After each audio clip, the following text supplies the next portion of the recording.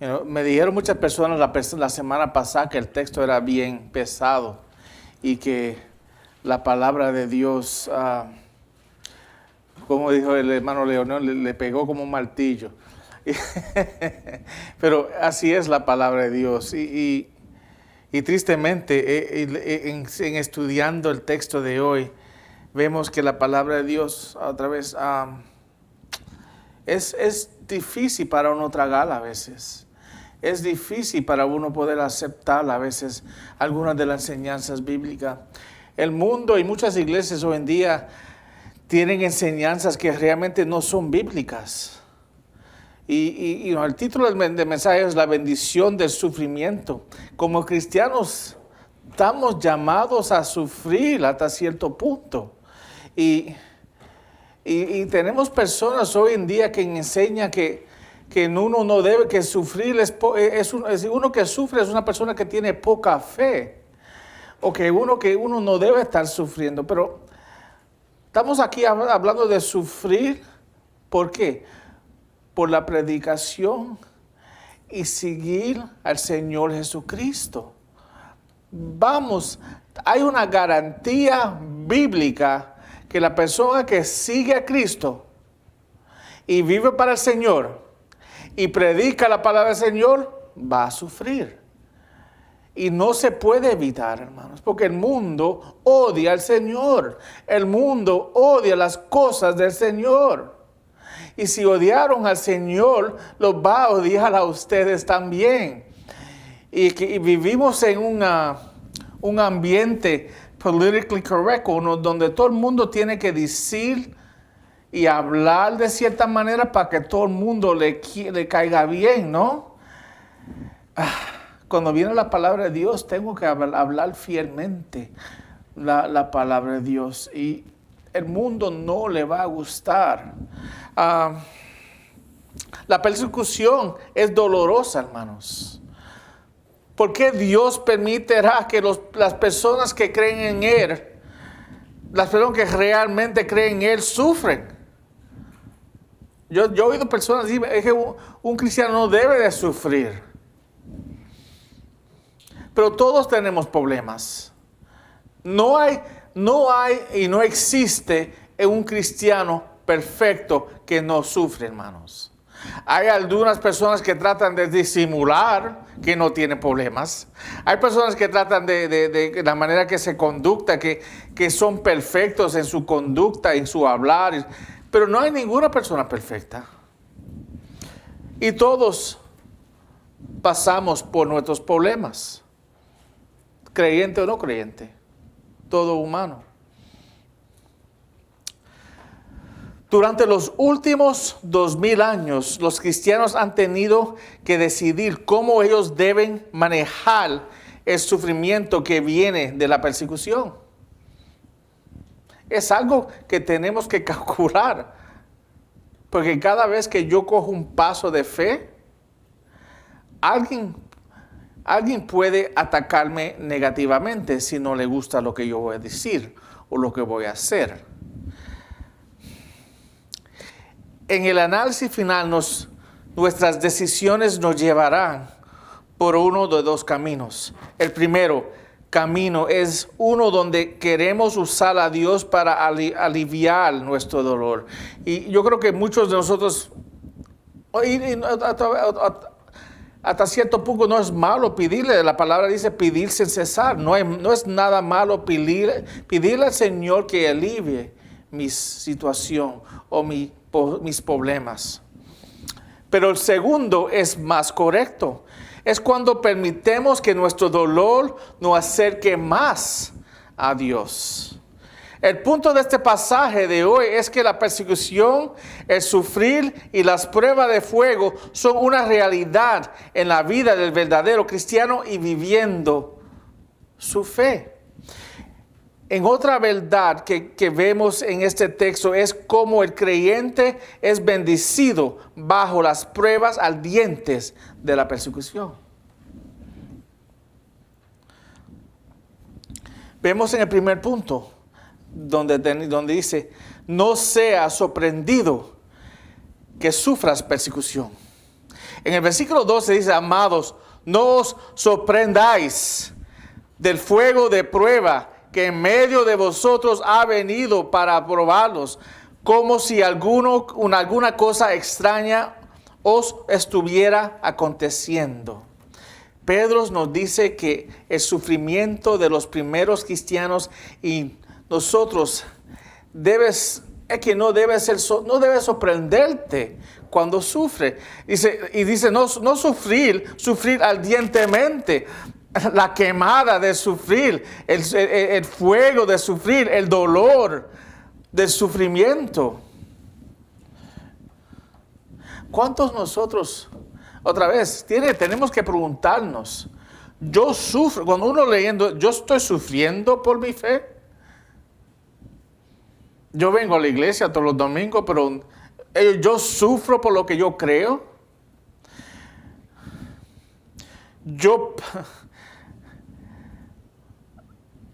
Vivimos en los Estados Unidos, hermanos.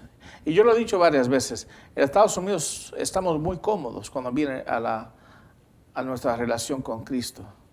Y realmente las leyes, y como este país está fundado básicamente por personas que eran cristianas, hay una protección que tenemos hasta cierto punto de poder nosotros tener nuestra fe y creer nuestra fe y poder predicar nuestra fe, donde en otros países no se tiene. Pero tú ves que poco a poco eso se está acabando. Tú ves que el extremo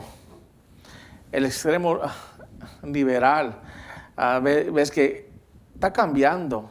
Y ya tú ves que el cristianismo está siendo atacado más y más.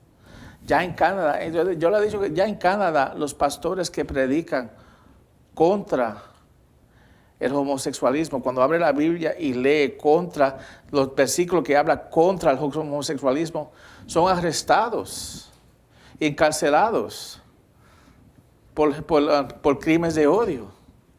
Y tú ves que cuando los hate crimes siguen creciendo en Estados Unidos, la popularidad y el esfuerzo de las leyes de crímenes de odio sigue tomando popularidad, y va a llegar el tiempo que al pastor van a tratar de dictar y controlar lo que él predica. Porque si lo que yo estoy predicando y lo que yo creo va contra lo que enseña la sociedad, ¿qué es lo que va a pasar? Me voy a meter en problemas, ¿no? Yo tengo estos mensajes todos postados. Tú más que tienes que ir para atrás y escuchar lo que yo digo. Y si estoy diciendo algo que va contra lo que la sociedad quiere empujar o enseñar, ¿qué es lo que va a pasar? Ellos van a atacar, ¿no? Y van a condenar. Y ahí estamos, hermanos. Estoy dispuesto a hablar la verdad sabiendo la consecuencia que puede seguir lo que estoy diciendo. Y eso no es solo yo. Yo estoy aquí en el púlpito y estoy llamado a predicar, pero cada uno de nosotros tenemos la responsabilidad de ¿qué? De predicar el mensaje a nuestro prójimo. Vamos a ser serios, hermanos. Es difícil a veces hablarle del Señor a nuestro prójimo. Y es difícil por una razón. Porque nosotros todos tenemos temor de ser reyectados o rechazados. Y es la razón mayor porque muchos no lo hacen. No porque no se sienten suficientemente equipados para poder predicar. Porque tú más que tienes que darle el testimonio tuyo, cómo tú llegaste a conocer al Señor. Tú no tienes que saber mucho de la Biblia, más que el básico principios del Evangelio. Pero es difícil, hermanos, cuando nuestras familias, que son las primeras que nos rechazan, nos tiran para el lado. Cuando nuestros amigos nos ponen para el lado porque ya no tenemos nada en común. Cuando nuestros trabajadores y obreros ya no quieren estar con nosotros. cuando ya las promociones no van donde mí, cuando ya, otra vez, cuando la gente están mirándome, están hablando de uno y se están burlando porque mira el religioso o la religiosa. Y es que a nadie le gusta ser rechazado, a nadie. Pero la palabra de Dios dice que es una realidad que tenemos y que vamos a vivir, hermanos.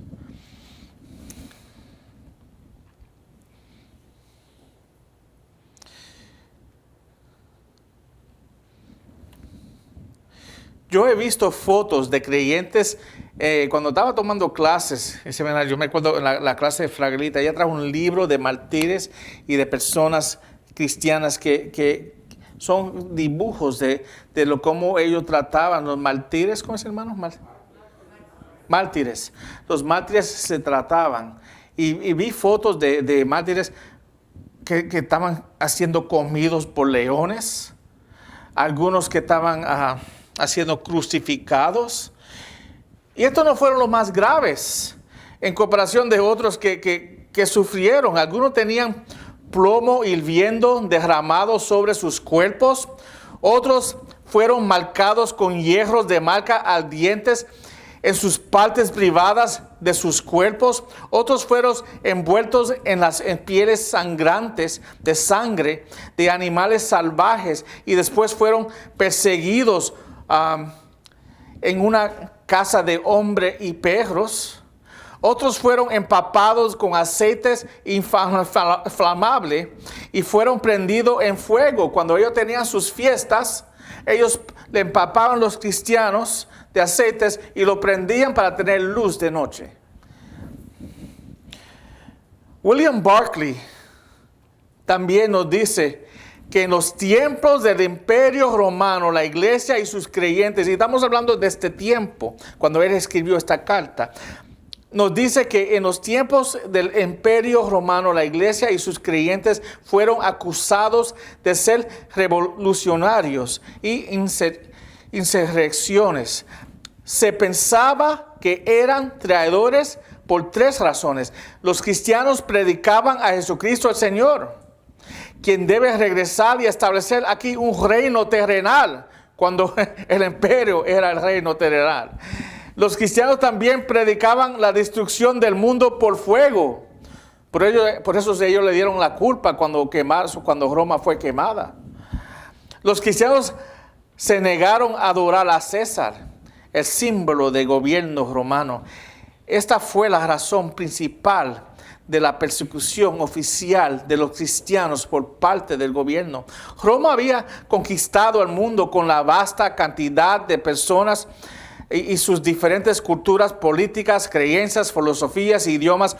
¿Cómo podría un gobierno juntar y mantener unidas a todas las personas de diversos mundos y naciones? ¿Cómo la podían mantener como una gente? Roma necesitaba un símbolo, un objetivo, algo que pudiera sostener ante las personas que naturalmente exigieron su libertad. Cuando Roma comenzó a conquistar el mundo, los líderes comenzaron a notar algo. Las personas conquistadas finalmente se establecieron y agradecieron la paz, la prosperidad y la civilización que Roma trajo al mundo. Se alegraron por un gobierno de un solo mundo. Y a los ojos del pueblo ese gobierno estaba concentrado en el emperador. Por lo tanto, el emperador se estableció como el único príncipe unificador alrededor del cual se constituyó y mantuvo unido la vasta imperio. Se aprobó una ley que exigía que todos los ciudadanos fueran una vez al año y quemaran un poco de incienso para el ídolo de César y dijeran estas palabras: César es el Señor. El devoto recibió entonces un certificado que mostraba que él era leal al imperio. Él era libre de adorar como él deseaba por el resto del año, pero una vez al año tenía que ir y quemar el incienso y decir las palabras que César es el Señor. Ahí vemos el problema. El cristiano simplemente no podía inclinarse y adorar y decir, César es el Señor. Por lo tanto, a los ojos del gobierno eran violadores de la ley y desleal a Roma. Fueron perseguidos y acusados de ser revolucionarios. El resultado fue, por supuesto, lo que Pedro dice aquí en este texto. Fue una persecución ardiente. Ellos recibieron un fuego de prueba por su fe. Ahora, entendiendo el contexto de donde esta gente está viviendo y lo que, como ellos estaban siendo perseguidos por su fe, ponte a pensar, y otra vez, más grande que nosotros aquí en Estados Unidos hoy en día, ¿qué fuera mi reacción? ¿Qué fuera mi reacción si la ley aquí en los Estados Unidos dice que una vez al año yo tengo que ir al Capitolio y decir que el presidente es el Señor y yo me tengo que hinclar a Él? ¿Lo hiciera? Ahora pregúntase, si tú dices que no, después tú tienes que estar dispuesto a recibir el castigo que el gobierno tiene para ese tipo de personas.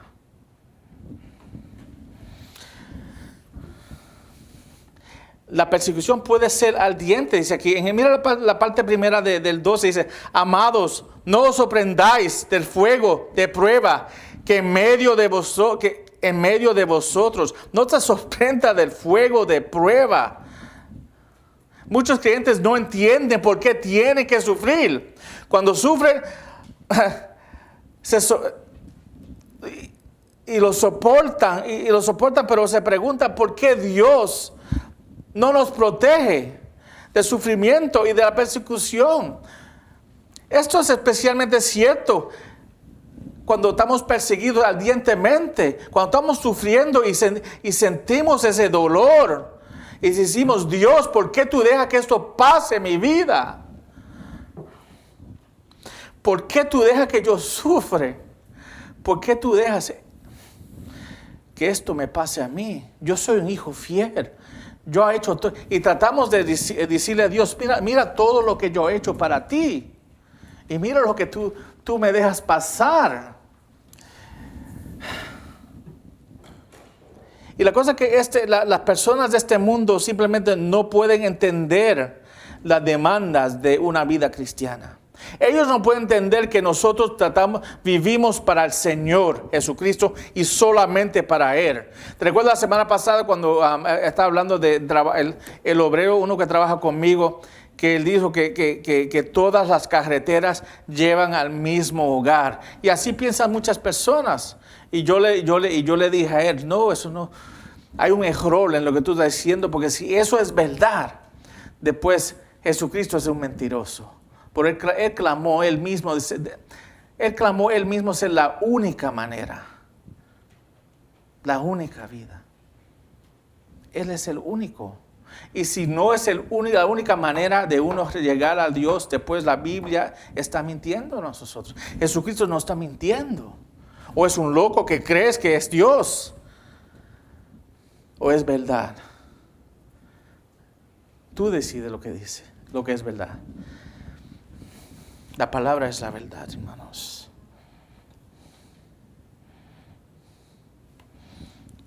Cuando una persona realmente comienza a vivir para Cristo, el mundo a menudo quiere poco que ver con Él. Yo perdí todos, perdí todos mis amigos cuando vine a conocer al Señor. Tenía 25 años. Y entre un año, todas las personas con que yo caminaba, pero la cosa es que ya yo no quería caminar con ellos porque ellos estaban caminando en otra carretera. Y yo estaba caminando para el Señor. Pero tú ya sabes, cuando tú ya no estás haciendo lo que hace el mundo. ¿Qué es lo que pasa, hermanos? Se ponen a burlar, dicen cosas y otra vez te rechazan. Pero es lo que enseña la Biblia que va a pasar. Es lo que dice la segunda parte de 12. Dice, para probarlos como si alguna cosa extraña os estuviera aconteciendo. Otra vez, para probarnos. ¿Recuerdan ustedes que yo en el capítulo 1 hablamos de lo que es el probado? Cuando todavía se hace, cuando uno quiere purificar metal, específicamente oro, aluminio, plata, uno tiene que ponerle candela y derretir el metal. Y lo que pasa es cuando tú derrites metal, las impurezas suben para arriba. Pero solamente las impurezas suben para arriba cuando está la candela hirviendo el metal. Y cuando ese metal está hirviendo, las impurezas suben y así uno puede quitarle las impurezas y purificar el metal. So Dios hace las mismas cosas. Él los purifica con el fuego ardiente de las pruebas.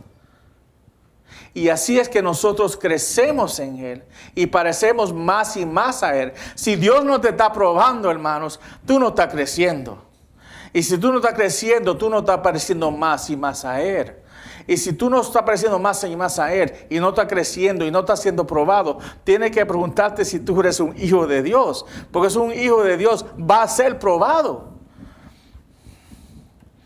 Para probarnos como si alguna cosa extraña os estuviera aconteciendo.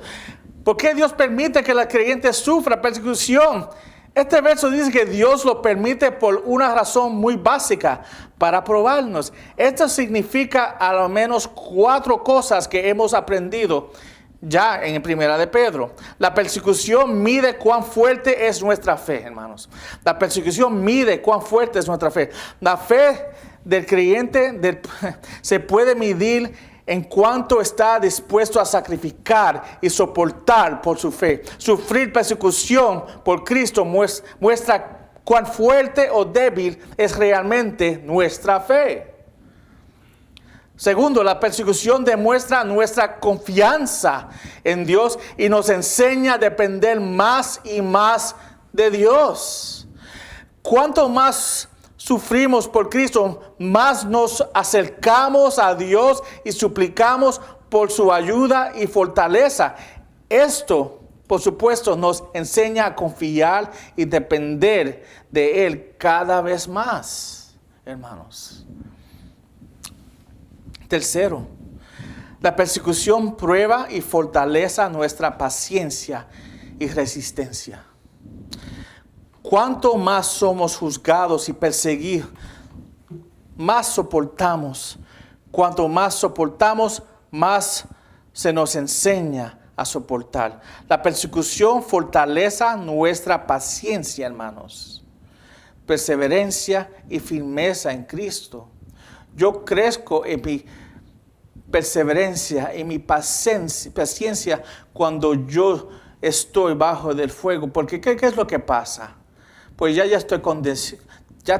tengo una condición que yo ya sé lo que hacer.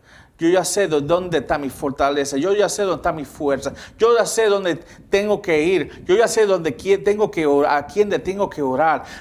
Y otra vez, y cada vez que algo me pasa en mi vida, yo estoy más firme en lo que yo creo y más firme en quién yo creo. Y porque Él ya me ha respondido anterior cuando yo ha tenido otras pruebas. Y tú ves que Dios nunca nos va a dar más que podemos soportar. Él no empieza con las pruebas graves, Él empieza con las pocas pruebas. Y ahí con nosotros nos entregamos a Él y perseveramos en Él y crecemos en paciencia en Él y nos ponemos más firme en Él. Así cuando vienen las pruebas más grandes, estamos plantados y podemos resistir los ataques de Satanás, hermanos. La persecución prueba también nuestra fe y atrae a otros a Cristo, hermanos. Y eso otra vez en capítulo 2 vimos eso. Cuando otros nos ven sufrir, por la esperanza de la salvación y la vida eterna, el Espíritu Santo usa nuestro sufrimiento para hablar a los corazones de los perseguidores y observadores, hermanos. Eventualmente le da la oportunidad de ellos venir a conocer al Señor, porque ellos otra vez ven el poder de nuestro Salvador en nuestras vidas. Si cada vez que tú tienes un problema, tú eres peor que la persona en el mundo y no sabes cómo reaccionar, y tu vida y estás desrespondido y está en el piso así, sin esperanza, ¿qué tú le estás enseñando al mundo? Que tú no tienes esperanza. Y si tú no tienes esperanza y tienes a Cristo, ¿para qué necesito a Cristo? Pero cuando tú tienes el peso del mundo encima y sigue caminando como nada, el mundo va a mirar, es que cómo es que esa persona puede seguir caminando con fe, cómo es que esa persona puede seguir amando, y cómo esa persona sigue creciendo y tiene esa fe y ese poder y tiene esa, ¿cómo dice?, autoridad cuando habla. Es porque el Espíritu Santo está en él y está guiando y está caminando con él. Pero cuando nosotros no estamos caminando con el Señor y estamos viviendo vidas abandonadas realmente del Señor, ¿qué es el resultado del cristiano? Ahí tú ves un cristiano que es débil, un cristiano que cada vez que viene un problema cae para atrás en el nivel 1. Tú ves que nosotros seguimos creciendo en el Señor y crecimos y llegamos a ser más firmes en nuestra relación con el Señor y donde estamos en nuestra fe. Y tú ves estas personas que se desvían siempre cuando tú no estás aconsejando, están empezando desde el principio. Y desde el principio. Y es que, hermanos, son personas que nunca ha sido, que no ha dejado que las pruebas de las vidas lo dejara crecer. Y es una persona que cuando vienen las pruebas vira a sus propios métodos de salirse de sus pruebas y sus propios métodos de poder dominar sus situaciones en vez de dejar que el Señor dicte y haga el trabajo que debe de hacer. A veces Dios otra vez tiene que poner ese fuego en nuestras vidas para poder nosotros ser limpiados de la impureza que está en nosotros. Y cuando no dejamos que Dios haga eso, hermanos, se quedan esas impurezas ahí y Él no puede limpiarla y quedamos otra vez en la misma condición que empezamos. Por eso las pruebas son necesarias para nosotros crecer, hermanos. Miremos otros pasajes que hablan de la promesa del sufrimiento del creyente. Mira lo que dice Juan 15, 18 y 19. Si el mundo os odia, sepan que me ha odiado a mí antes que a ustedes. Si ustedes fueran del mundo, el mundo amará lo suyo. Pero como no son del mundo, sino que yo los escogí de entre el mundo, por eso el mundo los odia. Una promesa, hermanos. Filipenses 1:29. Porque a ustedes se les ha concedido por amor de Cristo no solo creer en Él, sino también sufrir por Él. Estamos llamados no solo a creer en Jesucristo, pero también sufrir por Él, por lo que Él hizo por nosotros. Segunda Timoteo 3:12. Y en verdad, todos los que quieren vivir piadosamente en Cristo Jesús serán perseguidos. Otra promesa, hermanos. En verdad, todos los que quieren vivir piadosamente, otra vez, el que quiere vivir una vida separada del mundo, piadosamente quiere vivir una vida separada del mundo, en Jesucristo será perseguido, hermanos. Ahora, después de esa promesa, el próximo punto es: regocíjate en la persecución. Gózate en la persecución. El cristiano es masoquista, hermano. No. Pero mira lo que dice la palabra en el 13. Antes bien, en la medida en que compartís los padecimientos de Cristo, regocijaos. para que también en la revelación de su gloria os regocijáis con gran alegría. Wow. Antes bien, en la medida en que compartís los padecimientos de Cristo, regocijaos. A ninguna persona le gusta sufrir abuso, dolor, ningún tipo pero especialmente cuando es perseguido por su familia, sus vecinos, amigos, compañeros de trabajo. A nadie le gusta estar aislado, ignorado, despreciado, encarcelado, llamado a enfrentar la muerte. Por lo tanto, es difícil regocijar en la persecución. Sin embargo, esta es la exhortación de la palabra de Dios. Note que las Escrituras nos da dos razones por qué regocijar, hermanos. Primeramente, que compartáis los padecimientos de Cristo. Wow. Cuando sufrimos, estamos compartiendo los sufrimientos de Cristo. Cristo fue rechazado por los hombres porque vivió y proclamó la justicia de la salvación de Dios, ¿no? Por lo tanto, cuando sufrimos por seguir a Cristo, por vivir y proclamar la justicia y la salvación de Dios, sufrimos por la misma razón que Jesucristo sufrió. Estamos compartiendo los sufrimientos de Cristo mismo.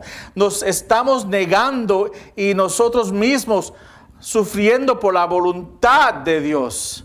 Entonces, cuando yo sufro, estoy sufriendo por la voluntad de Dios y su justicia tal como lo hizo Cristo. No estamos aquí hablando de sufrir por mis pecados, que va a ser el texto del 15. Hoy más que vamos a tocar los versículos 12 a 14. El 15 tuviera que hay algunos que sufren por sus propios pecados. No está hablando de eso. Cuando tú pegas, tú vas a recibir las consecuencias de tus pecados. Pero también, aquí estamos hablando del que está sufriendo por imitar a Jesucristo. El que está sufriendo porque está haciendo lo que está llamado a hacer en Jesucristo. Nosotros tenemos que identificarnos con Cristo, asociarnos con Él, tener una devoción con Él profundamente, hermanos. Porque solamente cuando yo tengo cuando yo estoy identificado, tengo una relación íntima con Él, yo estoy dispuesto a sufrir por Él. Yo estoy dispuesto a vivir por Él. Yo estoy dispuesto a hacer cualquier cosa, pero yo entiendo lo que Él hizo y lo que le costó a Él para yo estar aquí ahora. Para yo recibir mi salvación, lo que le costó a Él. Le costó todo a Él. Como a Él le costó todo, Él quiere todo de nosotros.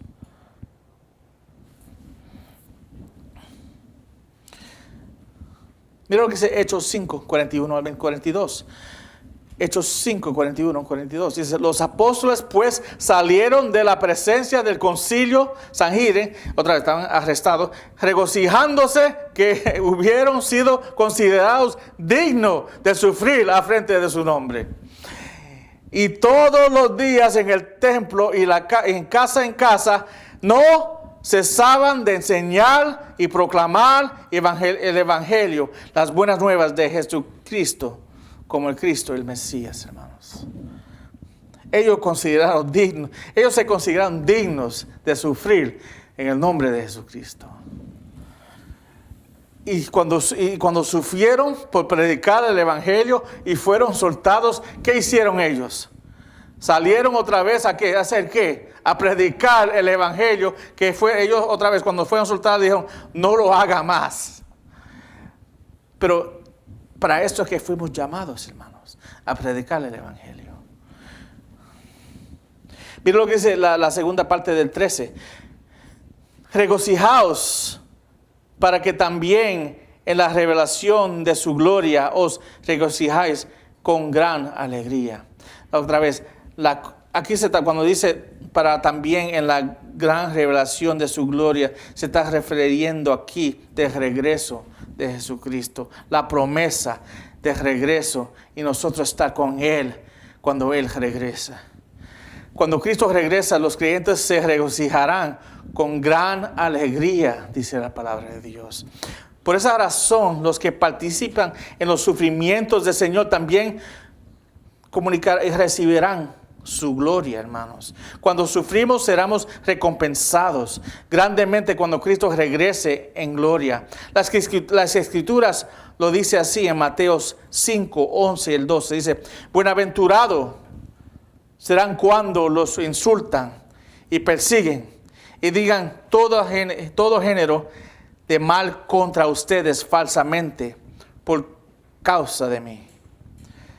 Regocíjase y alégrense, porque la recompensa de ustedes en el cielo es grande. Porque así persiguieron a los profetas que fueron antes de ustedes. Y así nos van a seguir a nosotros después de los discípulos, hermanos. Regocijemos, porque somos solo peregrinos en esta tierra. Y nuestra recompensa no se encuentra en esta tierra, hermanos. Nuestra recompensa se encuentra en el cielo con el Señor Jesucristo, orando con Él, viviendo con Él eternamente, hermanos, en su gloria. Amén. El tercer punto. Las pruebas manifiestan la oportunidad de recibir alivio del poder divino. Las pruebas manifiestan la oportunidad de recibir alivio del poder divino. Mira cómo lo dice el versículo 14. Si sois vituperados, insultados por el nombre de Cristo, dichosos sois, pues el Espíritu de gloria y de Dios reposa sobre vosotros. Ciertamente por ellos es blasfemado, pero por vosotros es glorificado. La palabra vituperados quiere decir insultados por el nombre de Jesucristo. Significa sufrimiento por la justicia, ser perseguido y abusado por Cristo. Cuando un creyente sufre por Cristo, dice aquí que el Espíritu de gloria y de Dios reposa sobre ustedes. Cuando un creyente sufre por Cristo, el Espíritu de gloria y de Dios reposa sobre ustedes. Se le concede una unidad con Cristo que está más allá de nuestras mentes, hermanos. Es algo que no podemos ni explicar lo que está hablando aquí. John MacArthur dice de ese texto aquí, específicamente la palabra gloria, rememoria la Shekhinah, que es el Antiguo Testamento simbolizada, es símbolo del Antiguo Testamento de la presencia terrenal de Dios. ¿Cómo es en español? Shekhinah. Shekinah, dice una J en español. En inglés es Shekinah glory. Está hablando de la gloria Shekinah de Dios, que en el Antiguo Testamento simbolizaba la presencia terrenal de Dios. Cuando el tabernáculo y el arco del pacto fueron llevados a recién dedicados en el templo de Salomón, dice así en Primera de Reyes 8:11. Así que los sacerdotes no pudieron quedarse a ministrar por causa de la nube, porque la gloria del Señor llenaba la casa del Señor. Así como la brillante nube de la Shekinah reposaba en el tabernáculo y en el templo, así el Espíritu Santo hoy, hermanos, vive y ministra dentro de nosotros hoy en día, a los que somos creyentes. Tenemos el Espíritu Santo morando en nosotros. Y tú ves que el Espíritu Santo, durante estos tiempos, dice aquí dice el texto, el Espíritu de Dios reposa sobre ustedes. Entonces, el Espíritu de gloria de Dios reposa sobre ustedes.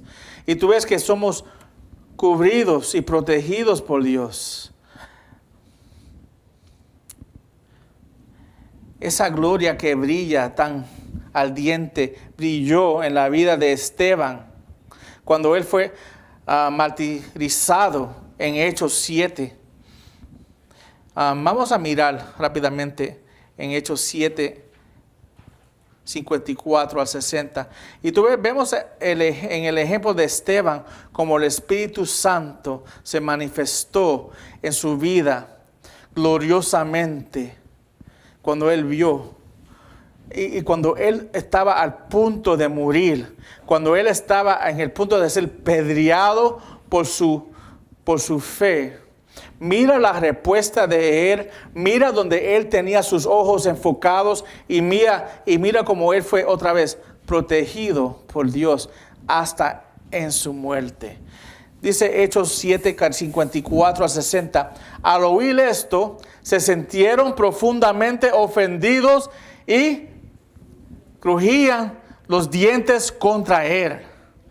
Pero Esteban, lleno del Espíritu Santo, otra vez, él estaba lleno del Espíritu Santo, fijó los ojos ¿dónde? En la situación, en el cielo.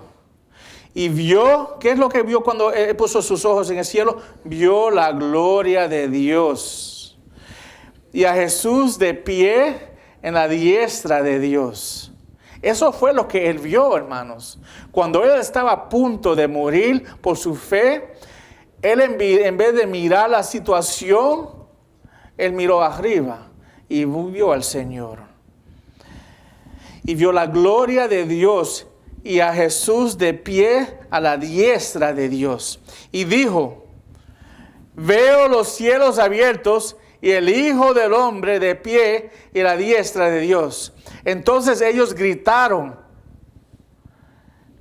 de gran voz y tapándose los oídos, se lanzaron a uno contra ellos. Ellos, para no escuchar lo que él estaba diciendo, él estaba diciendo, veo los cielos abiertos y el Hijo del Hombre a pies a la diestra de Dios. Y ellos no querían oír lo que él tenía que decir. Ellos no querían oír el evangelio.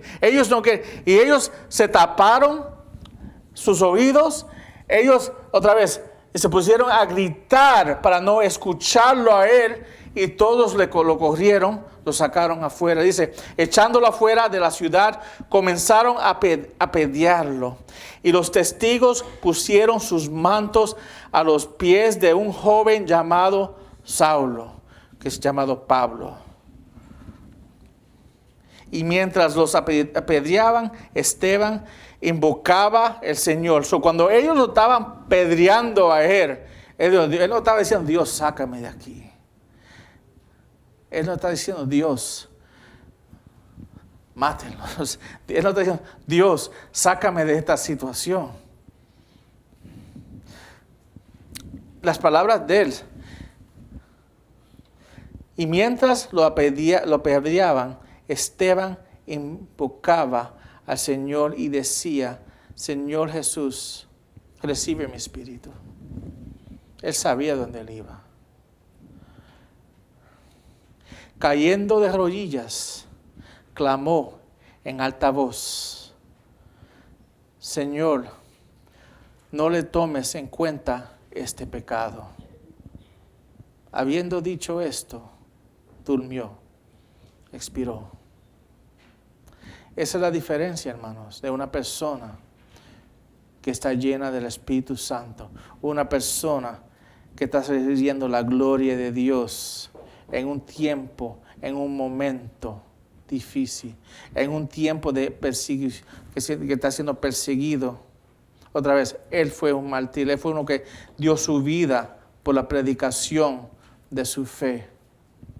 Y su reacción cuando él estaba pasando por eso fue mirar al cielo, ver al Señor y clamarle al Señor, no van a tener culpa contra ellos. Porque él tenía paz, hermanos. Él tenía una paz de quién él era.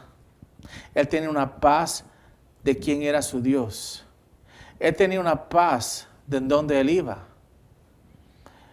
Él tenía paz de su eternidad, hermanos. Y cuando uno tiene esa paz, que sabe dónde va, de quién es. De quién es tu Dios, quién es tu Salvador, dónde tú vas a estar, en la presencia de quién yo voy a estar para la eternidad. Ya eso no es válido para él. Él estaba otra vez, él estaba con brazos abiertos, esperando estar en la presencia de Dios. Eso es lo que espera cada uno de nosotros, hermanos. Al sufrir, hermanos, por Cristo, el creyente también experimenta una identificación muy especial con Cristo, una identificación que despierta un sentido de felicidad y alegría dentro de él.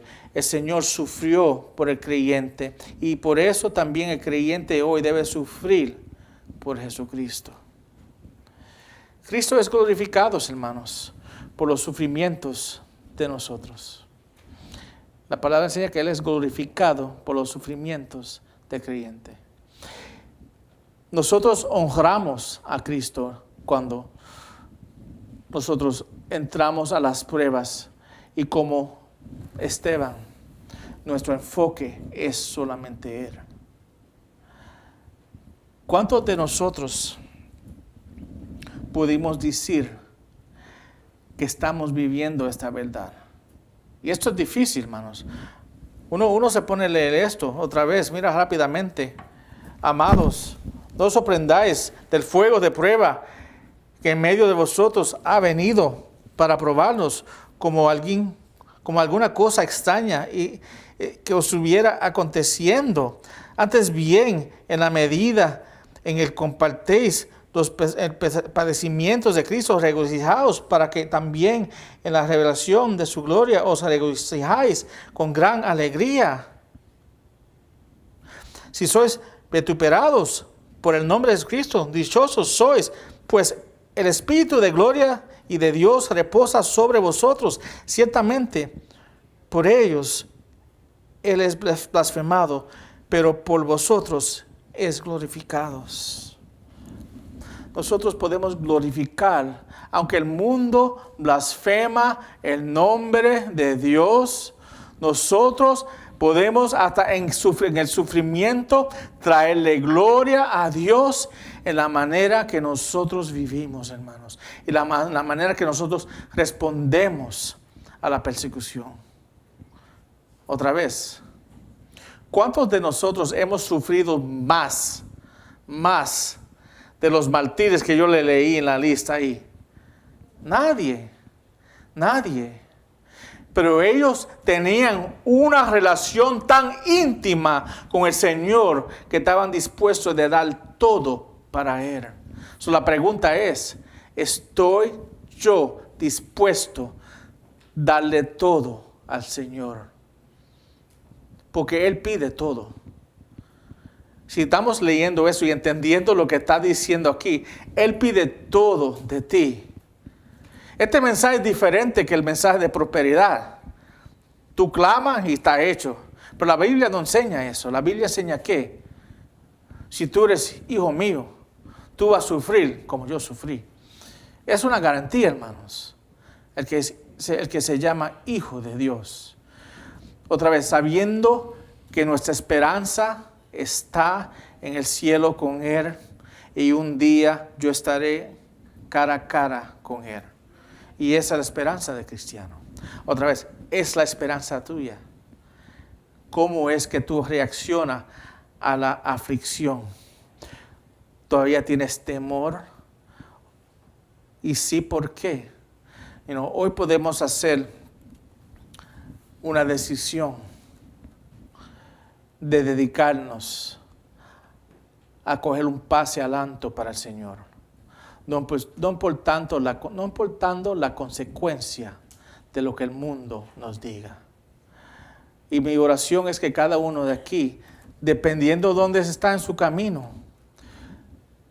coge un paso para adelante para el Señor. Viva la verdad de la Escritura. Cueste lo que cueste. Yo oro que cada uno de nosotros estemos dispuestos a predicar y vivir el Evangelio diariamente. Amén. Oremos. Padre Santo, Señor, gracias Señor, por tu palabra. Yo oro, Señor, que tú nos bendigas, Señor, y que tú nos ayudes a ver la necesidad de vivir una vida fiel a ti, Señor. Que tú nos ayudes a entender la necesidad que tú nos pides. No solo sufrir, pero regocijar en el sufrimiento. Porque cuando estamos sufriendo, estamos viviendo y conduciéndonos de la misma manera que Jesucristo vivió y se condujo. Él no pide más de nosotros que Él dio para nosotros, hermanos. Y también regocijarnos porque un día estaremos en su gloria. Yo oro, Señor, para cada persona aquí, Señor, que tenga temor, que tú le quites ese temor, Señor. Que tú le des la bondad y la habilidad y le quite el temor de poder hablar y confesar el Evangelio abiertamente, Señor. Yo creo que cada uno de nosotros, Señor, tengamos esa fe que siga creciendo, Señor. Y otra vez, y nosotros unos con los otros, apoyándonos, empujándonos al crecimiento a ti, en tu palabra. Yo oro, Señor, por este tipo de fe en mí, empezando con mí, y en cada persona aquí. Ayúdanos a escoger ese paso de fe. Fe en la verdad de tu palabra. Y que tú te encargues de las consecuencias, Señor. Sabiendo que estamos en tu gloria. Y que el Espíritu Santo, morando en nosotros, nos dirige en la dirección y donde aquí tú quieres que nosotros seamos guiados en tu voluntad. Oramos en nombre de Cristo. Amén. Amén, hermanos. Dios lo bendiga.